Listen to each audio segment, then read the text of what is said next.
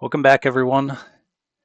Haven't done a video in a while. I'm working on a few large ones, but wanted to sneak this one in the meantime. In the wake of Father's Day, why Christian men should have children. I see a child free by choice trend in the Our Christian Dating subreddit, and I've also noticed a bit of an anti-natalist sentiment in some comments. So I think this is a great topic and one that's not discussed often enough. Basically, my thesis for Christian men is that if you want to have a huge impact on society for centuries to come, have kids and, of course, raise them according to the Word of God. So, in this video, I want to persuade two groups of people. If you're considering a child free life, child free by choice, I want to challenge you to have children. That could be through procreation or adoption. We'll talk about adoption options in a moment. And then also, if you're considering a single child home or maybe a two-child home, I challenge you to have more than that. We'll talk about the reasons why in a bit. So, to be clear, I'm not part of the quiverful movement, as it's called, which advocates for having as many children as possible and that contraception is immoral. Really, I would say the sweet spot, or at least what I'm generally advocating for, is 3 to 5 children. I have 4 children shown in this picture. They've been incredible joy and blessing. Talk about that in a little bit more. But yeah, I do know families with 8, 9, 10, 11, 12 children. It's incredible. It's amazing. But that's not what I'm saying that everybody should do unless God calls you to it. The other thing is, I don't believe that procreation is inherently virtuous. So I am a pro-natalist, but I'm not a pro-natalist in the sense that any birthing of a child is just inherently morally positive or good. That's not what I would argue. And I would also not argue that anyone is commanded to be a father. A lot of people will point to Genesis 1:22 as evidence of that. Be fruitful, multiply. I believe that was a general command for mankind. Adam and Eve are the federal head of mankind.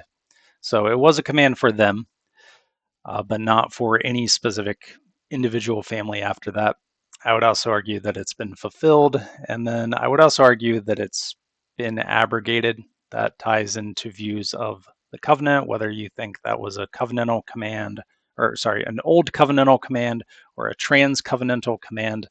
I view it as a old covenant command that was just a type or a shadow and pointing toward the greater reality of the new covenant, which we find in Jesus Christ, who gave us the Great Commission. And that is really the new covenant equivalent of be fruitful and multiply. We're supposed to reproduce spiritually, so to speak.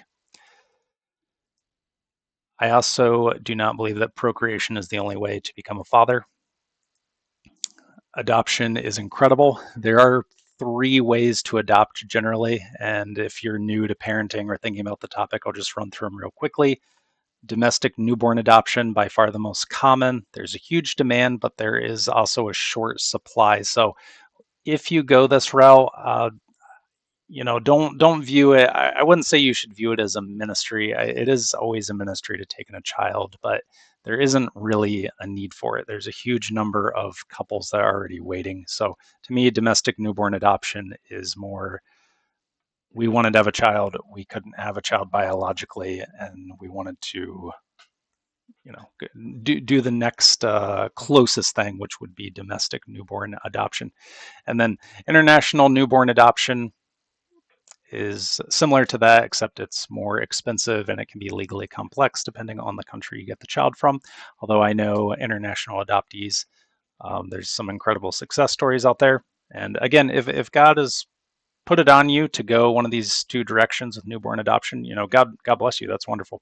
But what I would say in terms of true ministry is that domestic foster adoption is your best option. So really, if we're going to talk about Having children from a moral standpoint, what is most moral and virtuous? It's like up here is foster adoption or orphan adoption, if you want to think of it that way, and then everything else.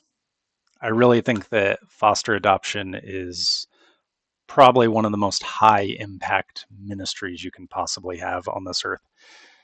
The downside is it is very, very challenging, especially as the child gets older, but very rewarding. So I know quite a few couples who have done that. A lot of them will say it's the hardest thing we've ever done in our lives. Some of them even borderline regret it. But, God is supplying them with the strength they need. Anyway, that is just my little talk on adoption. So, what are some of the reasons that children are a blessing? This is going to be a quick section because I don't think I need to persuade a lot of you here. I think that most people understand why people have children. I will start with Psalm 127 though. This is the classic verse on the blessing of children. Starting verse 3, behold, children are a heritage from the Lord. The fruit of the womb is a reward. Like arrows in the hand of a warrior, so are the children of one's youth. Happy is the man who has his quiver full of them. They shall not be ashamed, but shall speak with their enemies in the gate. So, more so in these ancient times, having a large family was associated with blessing. That's not the case as much anymore, but I do believe this is universally true. A family of any size is a huge blessing. And in my case, by today's standards, I've had a lot of children just by having four children. I would rate it a 9 out of 10 experience. It's been excellent. 10 out of 10 would just have to go to uh, being a Christian, knowing Jesus. But below that is having children, and is my second greatest earthly joy. And then obviously, marriage, a happy, healthy marriage is also should be a 9 out of 10, I would say. So, what do my children mean to me? Why do I enjoy them? First of all, incredibly satisfying investment to mold and shape somebody who can be a blessing to others, a blessing to you, enjoy life with you. Children love life in its purest form. It's just a delight to do life with them. They love you deeply. They love you purely. As I mentioned, they love what you love. It's a child should not be your friend. I don't agree with this idea of a friendship with a child in the same way you might have a friendship with a peer your age. But nevertheless, it is wonderful to be able to share hobbies and activities you love with them and invest in them in that regard. They also keep you young, just from a fitness and health standpoint. That is a positive thing. They can. They also will certainly humble you. They humble me. They teach you patience. I'm not going to say that you are going to become sanctified by having children. I believe sanctification is ultimately through faith in Jesus, but nevertheless, if you are of the right mind and attitude and heart, then yes, they can teach you patience and humility. But if you don't have that right attitude, heart, mind, then they can also turn you into a worse person. So, as we'll talk about later, I'm not an advocate of everyone having children. And then, lastly, on a more practical note, they will be there for me when I'm older. Someone to take care of me, someone to help me, someone to enjoy at that time when friends and my parents and siblings have passed away. So that is reason number one why children can be a blessing to you. Now, the part of this video we're going to spend more time on is why children are a benefit to society. So what I just shared was more of a subjective opinion, but now, again, I want to go back to this idea of how can you have a grand impact on society. So first of all, I want to qualify that children raised with a Christian worldview are a great benefit to society morally and economically. And notice I said children raised with a Christian worldview, not necessarily Christian children, because I can't go out and determine whether every person who claims to be a Christian is actually a Christian. And there are also people who are um, explicitly not Christians that I would still say are living life within a Christian worldview, at least some of the moral precepts, and are therefore benefiting society. So such children, they are going to do 5 things. They're going to undo the damage of secularism. They're going to counter the tide of Islam, which, as we'll discuss later, is going to be one of the 2 main forces on this earth, I think, in the coming years as secularism continues to die out. Actually, it's going to be cyclical throughout history, but I don't really have time to get into that. They will also guide society morally. The children you have are going to be tomorrow's leaders. They will support the older generation, which is quite important from a worker perspective, a labor perspective, a tax perspective. If you look at the countries that have really low birth rates, like Japan, they're in a pickle right now because a very large percentage of the population is over 60, and it's challenging to support that kind of demographic ratio without a lot of young people. And then, of course, they will progress society. They will develop new technologies. They will discover new things. They will take humanity forward in that sense, that technological or progressive sense. So let's talk a little bit about the serious issue of population decline. Again, not claiming that you having a child is a ministry in the sense of like population decline is so significant that you've done ministry work by having children, but it's close. I could even be persuaded. I could even be persuaded that population decline, the issues therein are so serious that it is morally beneficial or virtuous to have children for that reason. Again, I'd say children with a Christian worldview. So for decades, we were warned about overpopulation, but now we've realized that overpopulation is a myth and population decline is the real issue facing humanity. So quick note on that. The Earth's population is expected to cap out at 9 or 10 billion, maybe a little bit over 10 billion in the next few decades, and then that's going to be it. And I definitely believe that. In fact, it wouldn't surprise me if after we hit that peak, it goes way down, because we have ample evidence at this point to suggest that as society becomes more prosperous, the less people want to have children. And I imagine the society is going to keep prospering. So a birth rate of 2.1 children per woman is necessary to sustain a population.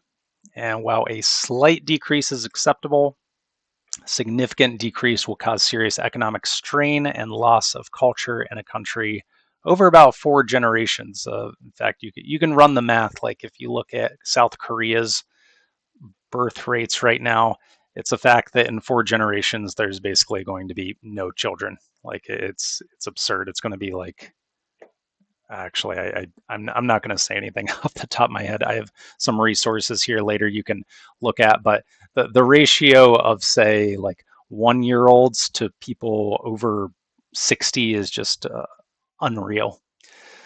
So what are the causes of this? Why is the birth rate decreasing?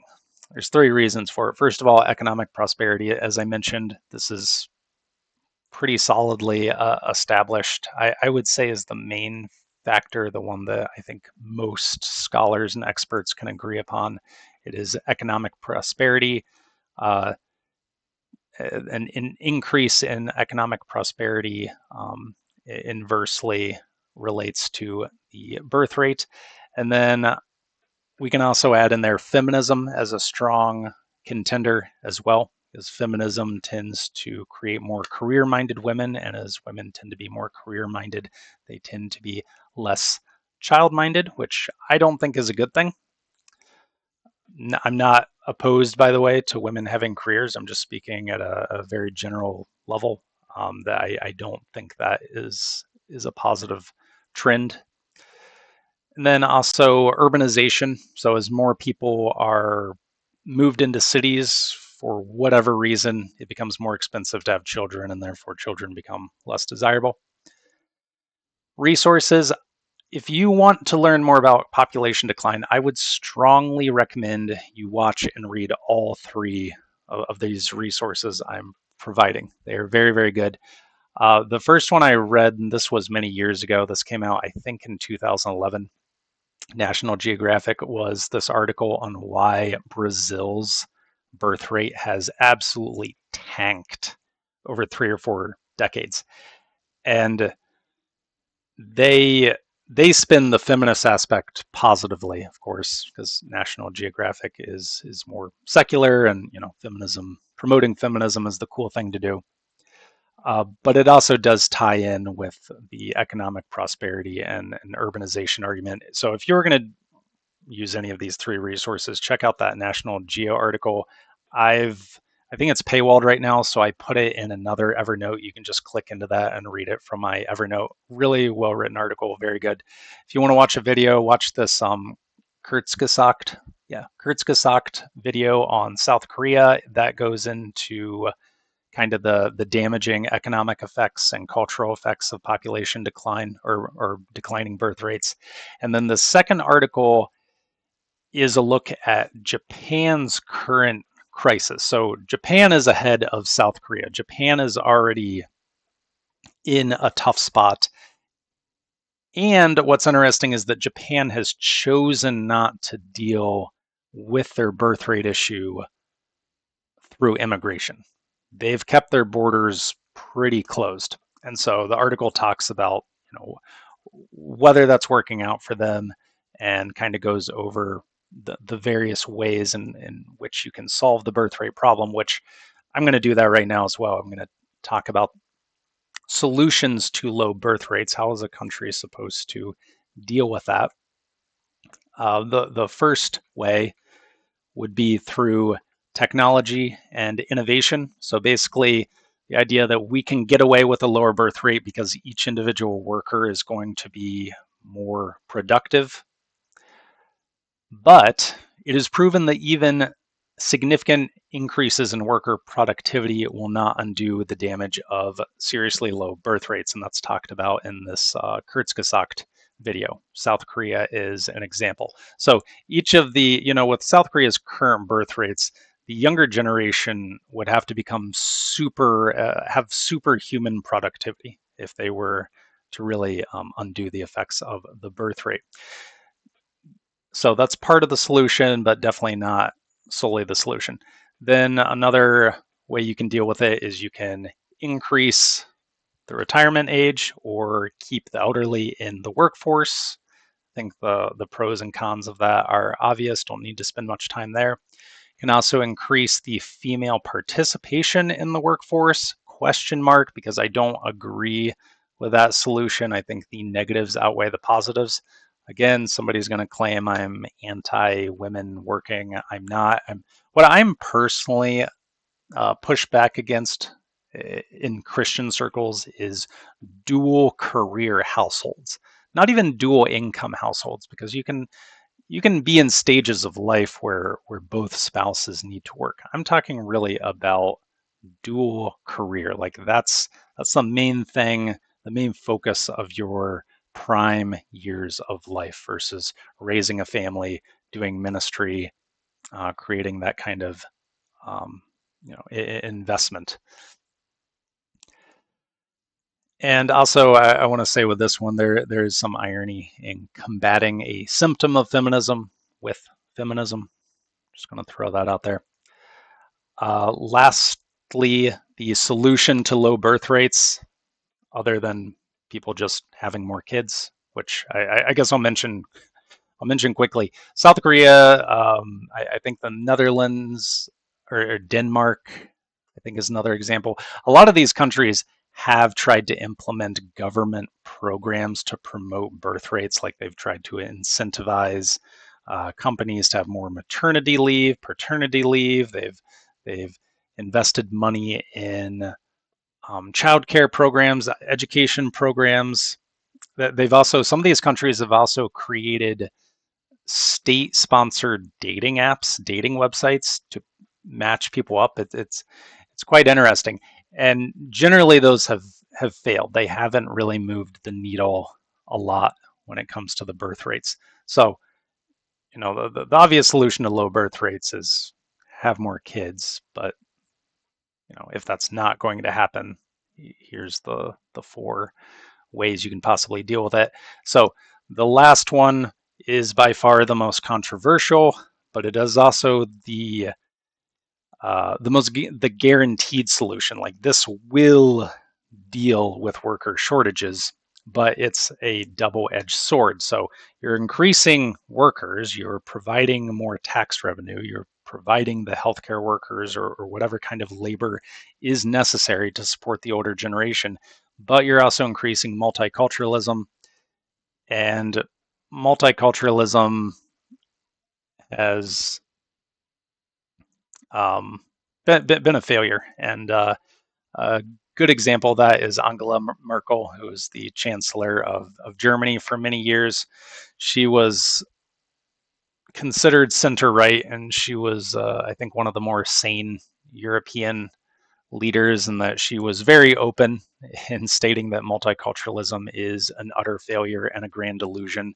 So the way Germany approached their declining birth rate problem was through immigration, and Angela Merkel basically said, if we're going to do this, if we're going to have immigration, then we're going to require immigrants to assimilate into German culture. We're not going to allow multiculturalism.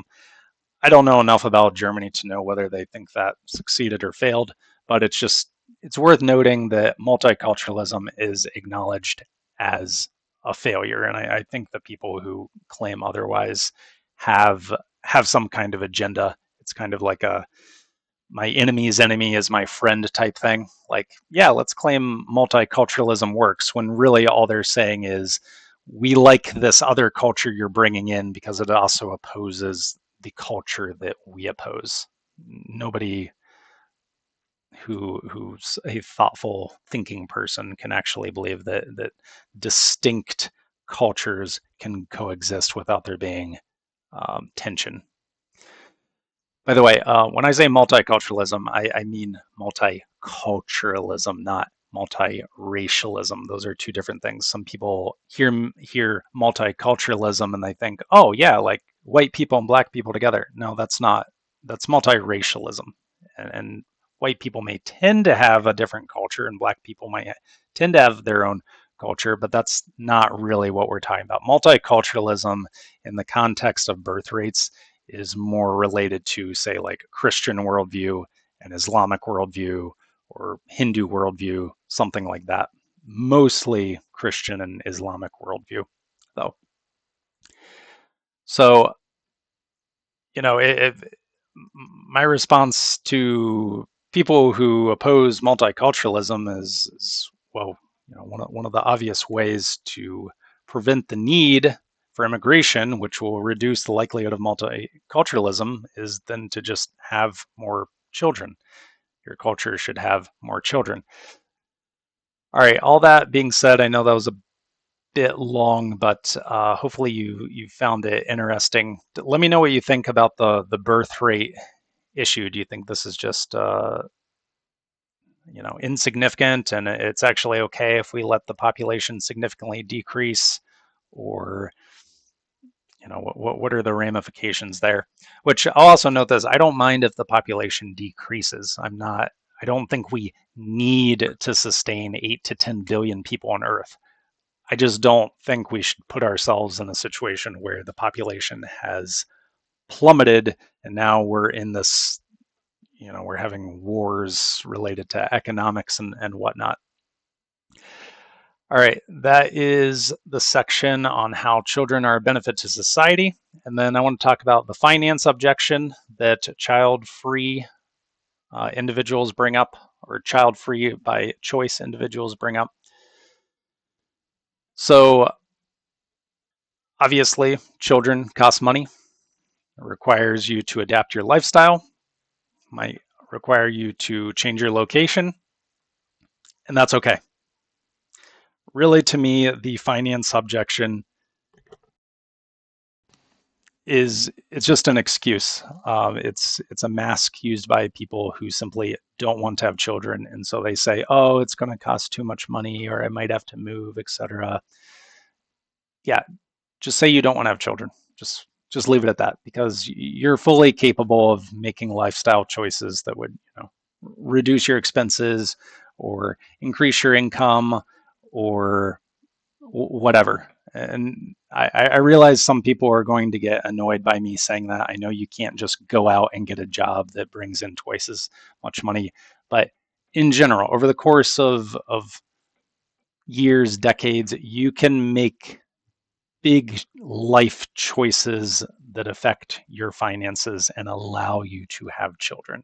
So I don't buy the argument that you are just unable to have children for financial reasons. I think that is just an excuse that you're making. That being said, this is very important. This ties into the next point. If you're the type of person that's just looking for excuses to not have children, don't have children. I don't want you to have children. I am not a universal pro-natalist. As mentioned already, I want Christians to have children, or people within the general realm of a Christian worldview to have children. But no, somebody who is self-absorbed, and I do think somebody who views their primary life purpose as just making money, as being self-absorbed. We'll talk in a moment about, what if I want to do ministry. We'll talk about that in a moment. Yeah, self-absorbed people, and then also people who are just antagonistic toward the Christian worldview. Yeah, I'm not going to encourage those people to have children. So with respect to secularism, you know, I, secularism is defeating itself by the fact that secularists don't have children. Now, what that means is in the coming decades, there's really going to be two primary worldviews out there.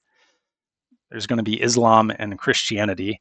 And then as these cultures, and then I think we will see a cyclical effect throughout history in terms of, secularism increasing and decreasing in popularity, kind of as, they have fewer children, and then there's probably going to be also so they'll decrease in number, and then also as the religious worldviews increase in number, there's going to be a backlash against that, and then it'll increase secularism again, so on and so forth. So secularism is always going to be around. I'm not claiming it's dying out and going to be dead, but if you want to think of kind of the two primary contenders in the future, it is going to be Islam and Christianity, because both of those are pro-natalist worldviews, and secularism, humanism, atheism, whatever you want to call it, is not a pro-natalist worldview generally. So you will not see me begging certain people to have children. If a secularist comes up to me and just launches into all these reasons why they're not going to have children, I'm just going to say, great, awesome, good for you. Yeah, I don't think you should. Man, children are really tough, aren't they? Good idea. Better just not have kids and focus on your career and enjoy life. Good job. All right, so if you're a Christian and you're not going to have children, if you're not going to be a father, I will say this: it should be for ministry reasons. So Paul said that he wished more men were like him, single and childless, but the same principle can also apply to only children. And A good example of that is the pastor who actually led me to Christ when I was 15 years old. He and his wife had no children. They chose not to have children so they could focus on ministry, and they had an incredible ministry, revered and loved by everyone who knew them. She's sadly passed away. He's still going, but they used their time, money, and energy that would have gone toward children toward ministry and service. So if you are going to be child free by choice, I believe it should be for ministry. If you tell me you as a Christian are going to be child free by choice, and it's just so you can, focus on your career, travel more, enjoy life. I'm sorry, I don't think that's. Well, I guess I would call that immoral. Maybe I wouldn't use such a strong term, but possibly in that direction. Next up, getting close to the end here, I want to push back against men waiting a long time to have children, even if they want to have children. So that's obviously a trend right now within modern Western culture, having children really late, like mid 30s and beyond. I will say this really quickly. All four of my children were born when their mother was in their 30s. There is an irrational backlash against having children in your 30s. It's not like, they're going to come out with 3 arms or something like that, or there's this just massive uptick in likelihood of certain genetic issues. That's really a myth. If you look at the numbers, it's still very, very small percentage of children that will have issues. So I don't like it when people go that direction and try to, shame or scare women from that perspective. I don't think that's appropriate. But there is a biological clock, obviously, for women. It's been talked about to death. Men, I want you to know you also have a biological clock, and it's not as much to do with sperm quality, but it does have a little bit to do with that. So I'll mention that real quickly. A 2020 study found that conception is 30% less likely for men older than 40 than it is for men younger than 30.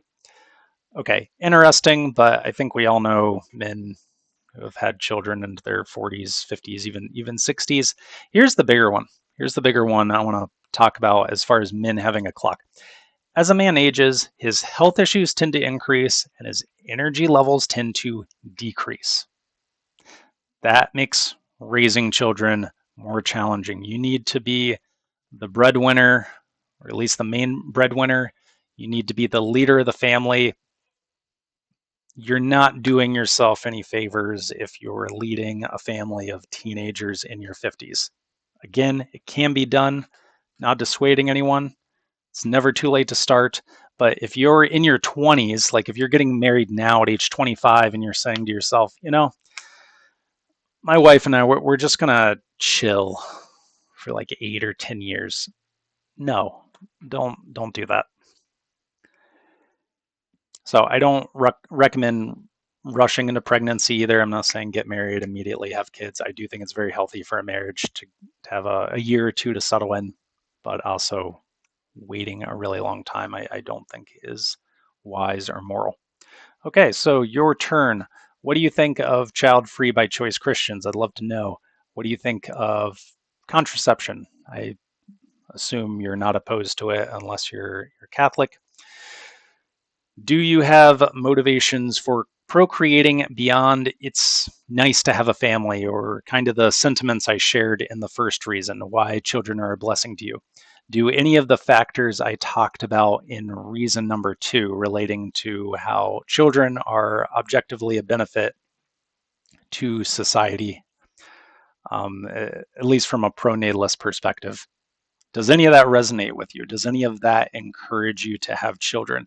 I'll be honest, I used to be only in this camp, just the subjective, why do I personally like children?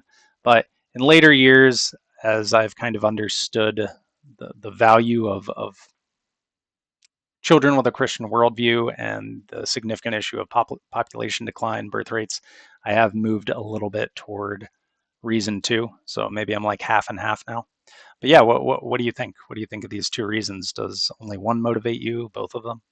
And then lastly, yeah, are you concerned in general about population collapse or birth rates? I'd also be interested in knowing your opinion on that. So as far as an outro goes, thank you for watching. Please like, comment, subscribe. Also tell a friend, somebody who you think would enjoy this. Also, I actually took over an existing subreddit. It's called Christian Marriage Help. I'm trying to create a community that offers basically a better source of advice and information than the current largest Christian marriage subreddit, which is, I'd say, a very troubled place run by very troubled people. So if you're looking to get involved in a Christian marriage subreddit, head over there, check that out, join that. All right, we're going to end it there. Thank you for watching.